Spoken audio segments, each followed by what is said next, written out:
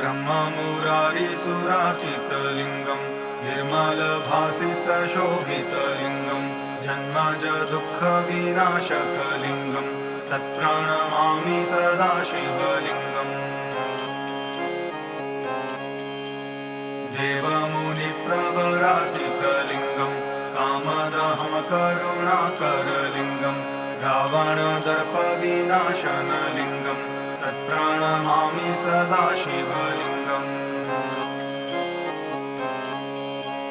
सर्वसुगन्धिसुलेपितलिङ्गं बुद्धिविवर्धनकारणलिङ्गं सिद्धसुरासुरवन्दितलिङ्गं तत्प्रणमामि सदा शिवलिङ्गम् कनकमहामणिभूषितलिङ्गं फणिपतिवेष्टितशोभितलिङ्गं दक्षसूयज्ञविनाशनलिङ्गं तत्प्रणमामि सदा शिवलिङ्गम् कुङ्कुमचन्दनलेपितलिङ्गं पङ्कजहारसुशोभितलिङ्गं सच्चित्पापविनाशनलिङ्गं तत्प्रणमामि सदा शिवलिङ्गम्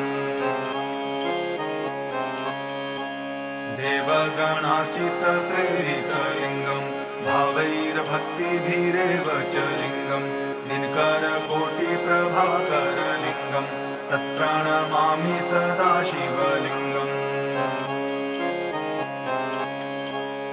अष्टदलोपरिवेष्टितलिङ्गं सर्वसमुद्भवकारणलिङ्गम् अष्टदरिद्रविनाशितलिङ्गं तत्प्रणमामि सदा शिवलिङ्गम्